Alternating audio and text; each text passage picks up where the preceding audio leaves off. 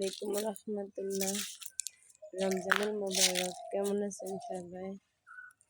একটা কথা কি, যারা মানুষের সামনে ভালো কয় পিছনে বদনাম করে তারা একদম প্রকাশ্য শত্রু।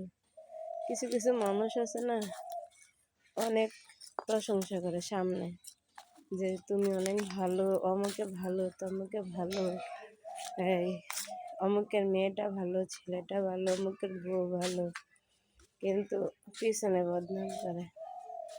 তাদের মতো নিকৃষ্ট মানুষ মনে হয় আর পৃথিবীর জমিনও হতে পারে না।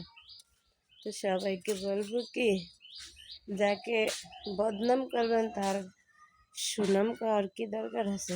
তাহলে বদনামই করেন, ভালো হয়ে যান, ঠিক আছে? পৃথিবীতে কয়দিন বাঁচবেন? সামনে একরকম, পিছনে আরেক রকম, দ্বিমুখী সাপ। এইসব মানুষকে আমি একদম ঘৃণার চোখে দেখি।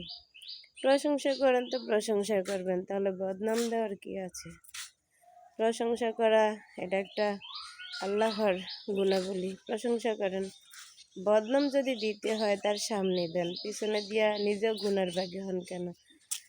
তো সব শেষে বলবো, সবাই কেউ কারো পিছনে লেগে না থেকে নিজের চরকায় তেল দেন। নিজের চরকায় তেল দিলে চলাফেরা করতে অনেক সুবিধা হবে। অন্যের চরকায় তেল দিয়ে কী লাভ? দুনিয়া ক্ষণস্থায়ী, চিরস্থায়ী না। ভালো থাকবেন, সবাই সবার পাশে থাকবেন। সবার সুস্বাস্থ্য কামনা করি। রমজানে বেশি বেশি তাসবিহ পাঠ করেন, কোরআন তেলাওয়াত করেন, যেটা করলে কাজে আসবে। অন্যের পিছে লেগে থাকে কি লাভ? কোনো লাভই তো নেই। দিন শেষে জিরো আর জিরো, আমলের খাতা নষ্ট। তো ভালো থাকবেন, আল্লাহ হাফেজ।